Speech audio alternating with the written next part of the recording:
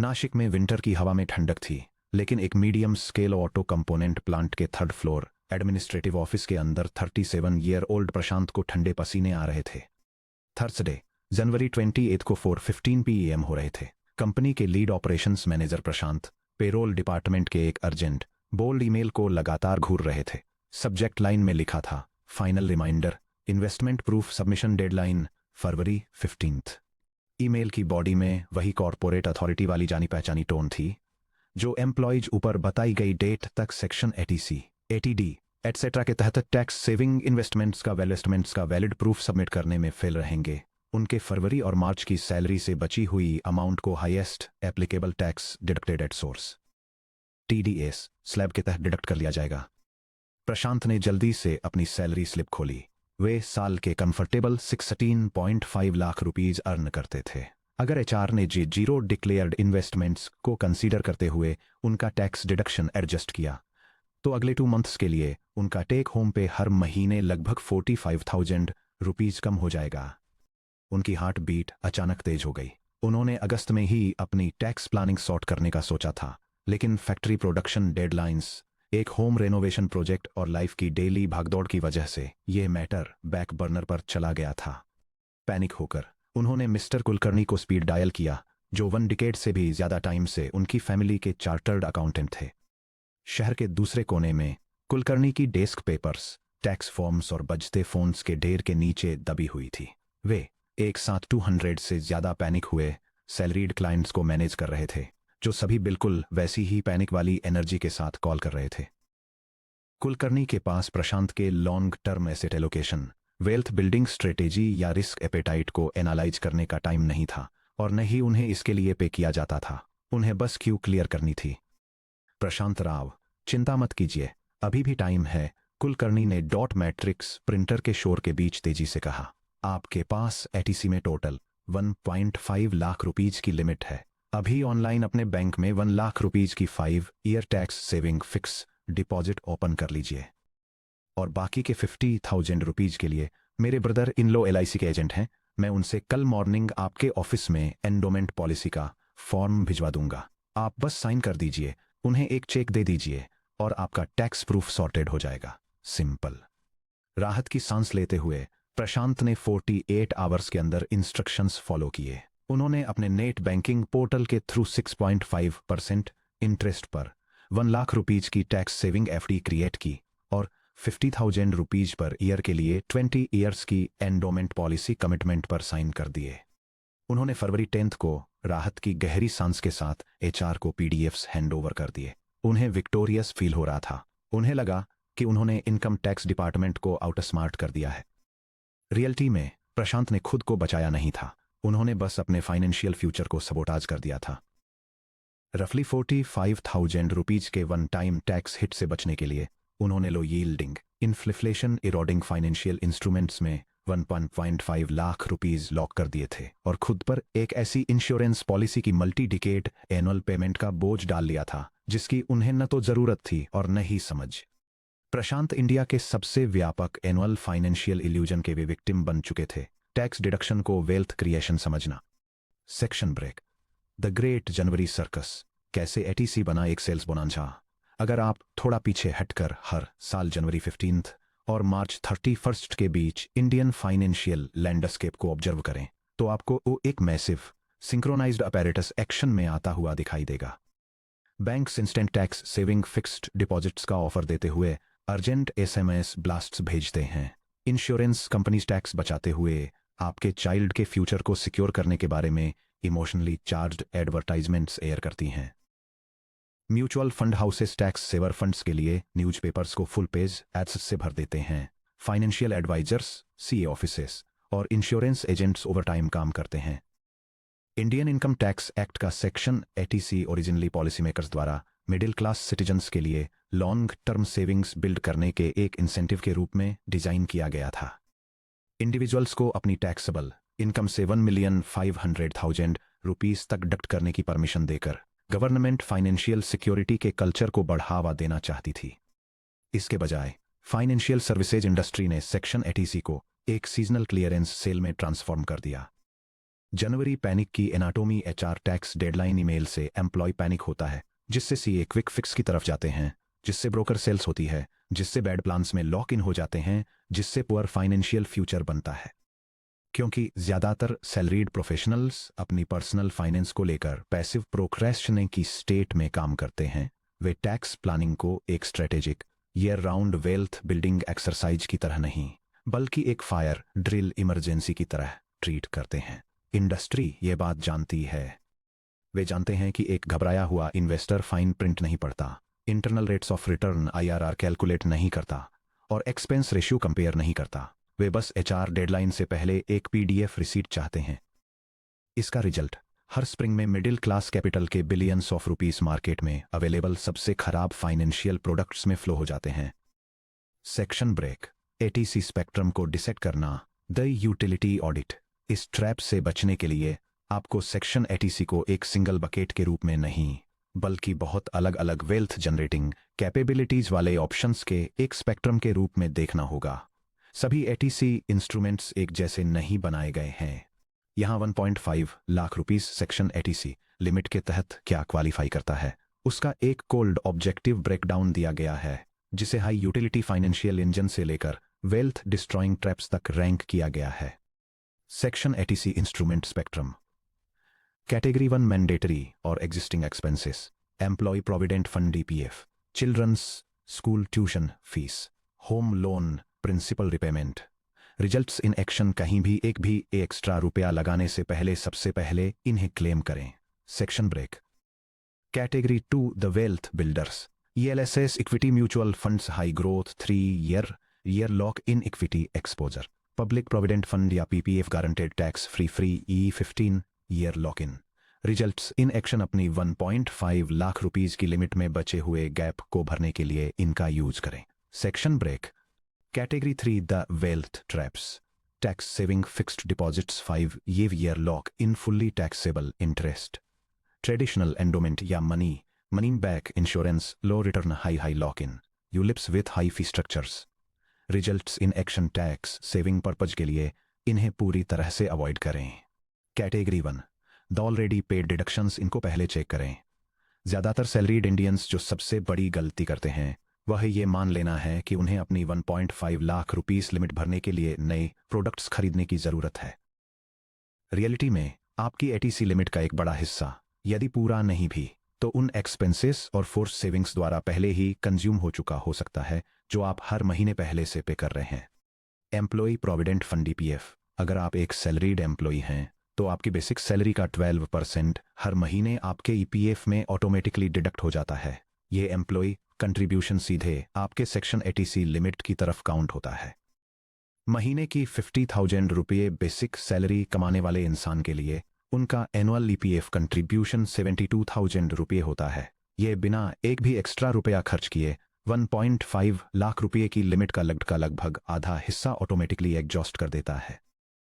Children's tuition fees. India के किसी भी स्कूल, कॉलेज या यूनिवर्सिटी में 2 बच्चों तक की फुल टाइम एजुकेशन के लिए पे किया गया actual tuition fees component section eighty C के अंडर क्वालिफाई करता है। अगर आप अपने बच्चे की स्कूल ट्यूशन के लिए पर ईयर 40,000 रुपये पे करते हैं तो वह रसीद सीधे आपके टैक्स डिडक्शन फोल्डर में जाती है। Home loan principal repayment.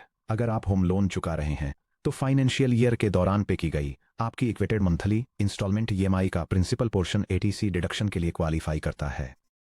जनवरी में एक भी नया रुपया इन्वेस्ट करने से पहले अपने ईपीएफ, ट्यूशन फीस और होम लोन प्रिंसिपल को जोड़ लें। अगर इन 3 आइटम्स का टोटल 1.5 लाख रुपये होता है तो आपकी एटीसी लिमिट पूरी तरह से फुल है।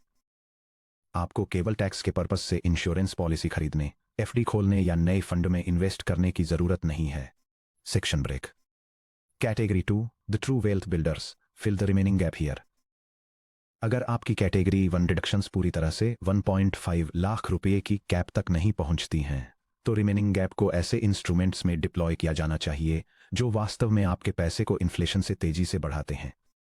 ELSS equity linked savings scheme, the growth accelerator. ELSS funds equity mutual funds हैं जो एक specific tax saving tax tag के साथ आते हैं। लॉक इन पीरियड 3 ईयर्स का है, जो सभी एटीसी ऑप्शंस में सबसे छोटा लॉक इन पीरियड है। रिटर्न पोटेंशियल है मार्केट लिंक्ड इक्विटी रिटर्न्स, जो हिस्टोरिकली लंबे साइकिल्स में 11% से 14% रहे हैं। रिटर्न्स पर taxation 1.25 lakh rupees per year से ऊपर के लॉन्ग टर्म कैपिटल गेन्स यानी एलटीसीजी पर 12.55% लगता है। यह बेस्ट यूज होता है यंग से मिडिल एज इन्वेस्टर्स के लिए जो कैपिटल ग्रोथ चाहते हैं और शॉर्ट टर्म मार्केट फ्लक्चुएशंस को हैंडल कर सकते हैं। क्योंकि LSS funds listed Indian equities में इन्वेस्ट करते हैं, इसलिए वे एटीसी के तहत अकेला ऐसा इंस्ट्रूमेंट हैं जो आपके टैक्स सेविंग मनी को कॉर्पोरेट इंडिया की लॉन्ग टर्म वेल्थ क्रिएशन में पार्टिसिपेट करने का मौका देता है। इसके अलावा चूंकि आपका पैसा 3 इयर्स के लिए लॉक रहता है, यह आपको टेम्परेरी मार्केट डिप्स के दौरान पैनिक सेलिंग जैसी बिहेवियरल मिस्टेक करने से रोकता है। पीपीएफ यानी public provident fund, the rock solid anchor. अगर आपकी रिस्क टॉलरेंस कम है या आपके पोर्टफोलियो में पहले से ही कहीं और हैवी इक्विटी एक्सपोजर है, तो पब्लिक प्रोविडेंट फंड इंडिया में प्रीमियर डेट इंस्ट्रूमेंट है।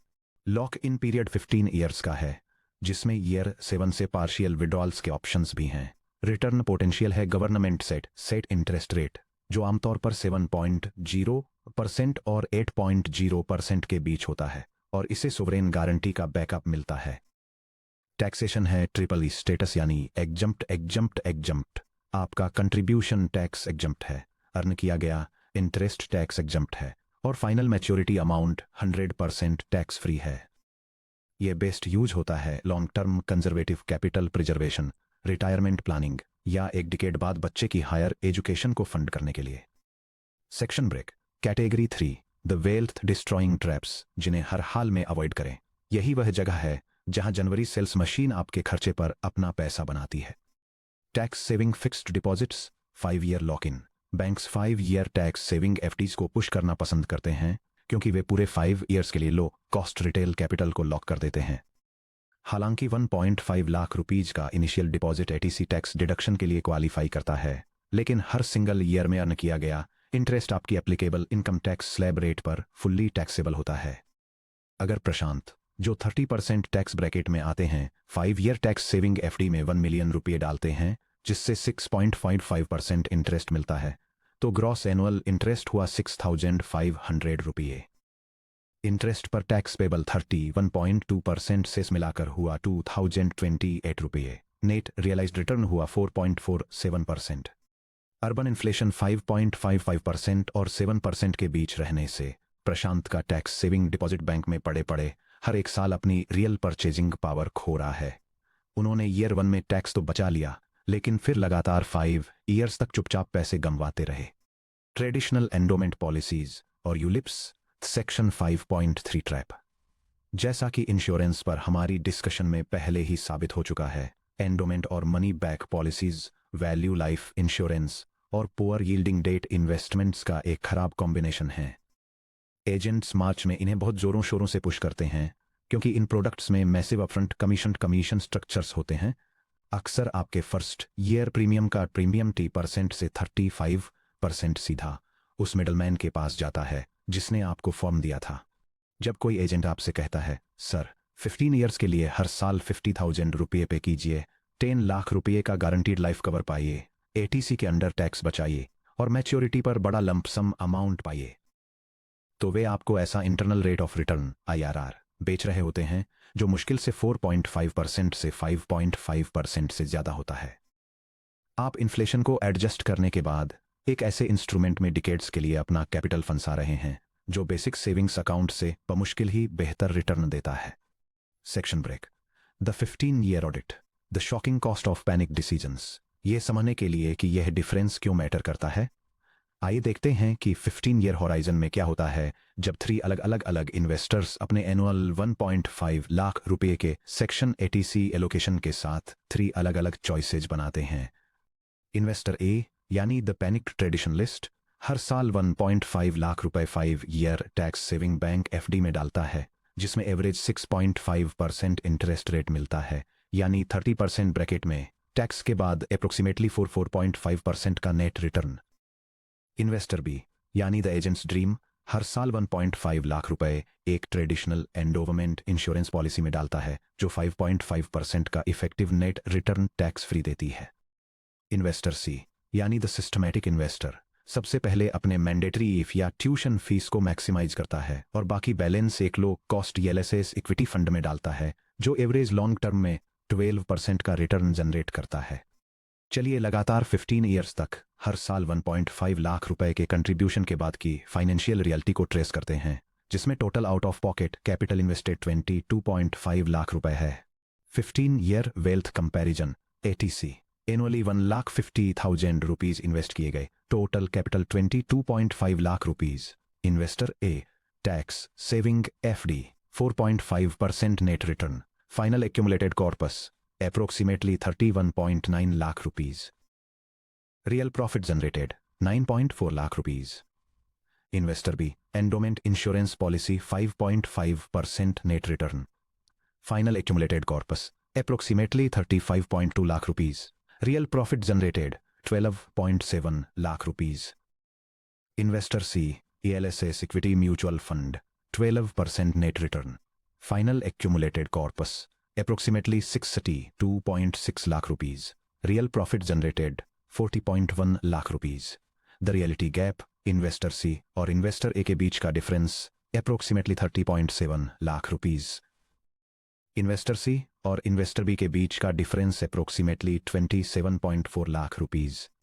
इन नंबर्स को देखिए, जनवरी की जल्दबाजी के आगे झुककर और क्विक फिक्स एडवाइस लेकर इन्वेस्टर ए और इन्वेस्टर बी ने 27 लाख रुपए से 30 लाख रुपए के बीच का लॉन्ग टर्म वेल्थ क्रिएशन गंवा दिया। यह कोई छोटा राउंडिंग एरर नहीं है, ये विदेश में बच्चे की पूरी अंडर ग्रेजुएट एजुकेशन या एक कंफर्टेबल रिटायरमेंट फंड के आधे हिस्से की कॉस्ट है। उन्होंने हर साल टैक्स में रफली 46,800 रुपए बचाए, लेकिन मिस्ड कंपाउंडिंग ग्रोथ में मिलियंस ऑफ रुपए वापस लौटा दिए। ATC के परे सेक्शन 80 CD1B का ओवरलुक्ड टैक्स इंजन। जबकि मिलियंस ऑफ कॉरपोरेट वर्कर्स अपना 1.5 लाख रुपए का ATC कोटा भरने में ही लगे रहते हैं, वहीं एक बहुत बड़ी मेजॉरिटी उस एक्सक्लूसिव एडिशनल टैक्स डिडक्शन को पूरी तरह ओवरलुक कर देती है, जिसे खास तौर पर रिटायरमेंट सेविंग्स को बूस्ट करने के लिए बनाया गया है। Section 80 CD1B national pension system यानी NPS में पार्टिसिपेशन को एनकरेज करने के लिए सरकार द्वारा इंट्रोड्यूस किया गया। सेक्शन 80 CD1B हर साल 50,000 रुपए तक का एक्सक्लूसिव डिडक्शन प्रोवाइड करता है। सबसे इंपॉर्टेंट बात यह है कि यह 50,000 रुपए की लिमिट सेक्शन 80 की 1.5 लाख रुपए की लिमिट के ऊपर और अलग से है। The total tax deduction ceiling section 80 EPF plus PPF plus ELSS plus school fees plus home loan principal leads to 1,50,000 rupees plus section 80 CD1B national pension system NPS dedicated contribution leads to 50,000 rupees equal to total annual deduction ceiling leads to 2 lakh rupees. अगर आप 30% tax bracket plus applicable cess में आते हैं तो इस dedicated 50,000 रुपए के NPS allocation का यूज करके आप एक साल इमीडिएट 15,600 रुपए की टैक्स सेविंग्स वापस अपनी पॉकेट में ला सकते हैं। NPS आर्किटेक्चर को समझना। नेशनल पेंशन सिस्टम पूरी दुनिया में सबसे कॉस्ट इफेक्टिव इन्वेस्टमेंट स्ट्रक्चर्स में से एक है, जिसमें एडमिनिस्ट्रेटिव फीस 0.01% से भी कम लगती है। जब आप टियर 1 के तहत NPS में कंट्रीब्यूट करते हैं एसेट एलोकेशन कंट्रोल, आप एक एक्टिव चॉइस एलोकेशन चुन सकते हैं जो आपके पैसे का 75% तक कॉर्पोरेट इक्विटीज यानी स्कीम ई में डायरेक्ट करता है और बाकी बचा पैसा कॉर्पोरेट बॉन्ड्स यानी स्कीम C और गवर्नमेंट सिक्योरिटीज यानी स्कीम G के बीच स्प्लिट कर देता है। Lock in period capital age 60 तक लॉक रहता है, जो लॉन्ग टर्म डिसिप्लिन बनाए रखता है। मैच्योरिटी टर्म्स एज 60 पर आप एक्यूमुलेटेड कॉर्पस का 60% पूरी तरह से टैक्स फ्री विड्रॉ कर सकते हैं। बाकी बचा 40% आपको एन्युटी में कन्वर्ट करना होगा, जो आपके गोल्डन ईयर्स के दौरान आपको रेगुलर मंथली पेंशन देता है। अगर आप आज 30 ईयर्स के हैं और 75% इक्विटी एक्सपोजर के साथ NPS में एनुअली 50,000 रुपीज एलोकेट करते हैं, जिसमें एस्टिमेटेड एवरेज रिटर्न 10.5% है, तो वह सेकेंडरी 50,000 रुपीज का टैक्स का रिडक्शन आपकी रिटायरमेंट एज तक पहुंचने तक कंपाउंड होकर एक्स्ट्रा 75+ लाख रुपीज बन जाएगा। Section break old versus new tax regime the strategic decision. Section 115B के तहत न्यू टैक्स रिजीम इंट्रोड्यूस होने के बाद से इंडियन टैक्स पेयर्स हर फाइनेंशियल ईयर एक स्ट्रक्चरल चॉइस फेस करते हैं। ओल्ड टैक्स रिजीम ये higher baseline tax rates offer करता है, लेकिन आपको डिडक्शंस का पूरा सेट क्लेम करने की परमिशन देता है, जिसमें section 80C up to 1.5 lakh rupees, section 80CCC D1B up to 50,000 rupees. Health insurance premium के लिए सेक्शन 80D अप टू 25,000 से 50,000 रुपीज, हाउस रेंट अलाउंस यानी HRA और home loan interest section 24B के तहत अप टू 2 लाख रुपीज शामिल हैं। New tax regime ये काफ़ी lower slab based tax rates offer करता है, लेकिन लगभग सभी डिडक्शंस और एग्जेम्पशंस को खत्म कर देता है, सिवाय स्टैंडर्ड डिडक्शन और एम्प्लॉयर EPF या NPS कंट्रीब्यूशन के। Tax regime decision matrix old tax regime चुनें अगर आपकी total deductions 80C plus TCCD plus 80 plus HRA या होम लोन 3.75 लाख रुपीज से ज़्यादा हैं। आप वैसे भी लॉन्ग टर्म इन्वेस्टमेंट्स ऑटोमेट करने के लिए डिसिप्लिन्ड हैं। आप एनुअल सेविंग्स डिसिप्लिन के लिए टैक्स इंसेंटिव्स चाहते हैं। न्यू टैक्स रिजीम चुनें अगर आपकी टोटल एनुअल डिडक्शंस कम हैं या बिल्कुल नहीं हैं। आप 7.75 लाख रुपीज से कम कमाते हैं, जहां टैक्स रिबेट लायबिलिटी 0 कर देती है। आप प्रूफ्स, रिसीट्स और फॉर्म्स कलेक्ट किए बिना कंप्लीट सिंप्लिसिटी चाहते हैं। आप टैक्स ड्रिवन लॉक इन्स के बजाय टोटल लिक्विडिटी और फ्रीडम प्रेफर करते हैं। यहाँ एक ऑनेस्ट फाइनेंशियल रियलिटी है, अगर आप पर ईयर 10 लाख रुपीज और 25 लाख रुपीज के बीच अर्न करते हैं तो old tax regime mathematically superior रहता है, बशर्ते आप सच में अपने डिडक्शंस के पूरे स्पेक्ट्रम का इस्तेमाल करें। अगर आप क्लेम करते हैं स्टैंडर्ड डिडक्शन 50,000 रुपीज, जो रिसेंट बजट्स में अपडेट होकर 75,000 रुपीज हो गया है, section 80C 1,50,000 rupees EPF plus ALSS या PPF section 80CCD 1B 50,000 rupees, NPS section 80DD 25,000 rupees family के लिए health insurance plus 50,000 rupees, senior citizen parents के लिए HRA या home loan interest 1,50,000 rupees plus. आपकी टोटल डिडक्टेबल इनकम आसानी से 4.25 लाख से 5.0 लाख रुपीज क्रॉस कर जाती है। इन कंडीशंस में ओल्ड रिजीम न्यू रिजीम के कंपैरिजन में आपके दसों हजार रुपीज बचाती है। हाउएवर, अगर आप ऐसे इंसान हैं जो पेपरवर्क से नफरत करते हैं, रेंट नहीं देते, कोई होम लोन नहीं है और हिस्टोरिकली जनवरी तक इन्वेस्टिंग में टालमटोल करते हैं, तो न्यू टैक्स रिजीम एक प्रैक्टिकल ऑप्शन है। ये आपको टैक्स इंड्यूस्ड पैनिक में टॉक्सिक इन्वेस्टमेंट डिसीजंस लेने से रोकती है। न्यू रिजीम ऑप्ट करना और थोड़ा सा हायर टैक्स रेट पे करना ओल्ड रिजीम ऑप्ट करने और हर साल 1.5 लाख रुपीज एक टेरिबल एंडोमेंट इंश्योरेंस प्लान में लॉक करने से कहीं बेहतर है, जो 2 डिकेड्स तक आपकी वेल्थ को बर्बाद कर देता है। Section break the systemic root why CAs don't save you. Chapter 11 section 1.2 में मॉडर्न फाइनेंशियल एजुकेशन के सिस्टमिक गैप्स के बारे में हमारी डिस्कशन को याद करें। जनवरी 80C पैनिक उस सिस्टम का डायरेक्ट मैनिफेस्टेशन है जो इंडिविजुअल्स को अपनी मनी को इंटेंशनली मैनेज करने के लिए अनइक्विप्ड छोड़ देता है। अपने टैक्स अकाउंटेंट या CA के रोल को समझना बहुत वाइटल है। एक चार्टर्ड अकाउंटेंट का primary role current financial year के लिए टैक्स कंप्लायंस और टैक्स मिटिगेशन है। उनका जॉब मार्च 31 से पहले आपकी इमीडिएट लीगल टैक्स लायबिलिटी को मिनिमाइज करना है। वे लॉन्ग टर्म वेल्थ मैनेजर्स के रूप में एक्ट करने के लिए ट्रेंड इंसेंटिव अलाइंड या कॉम्पेंसेटेड नहीं होते हैं।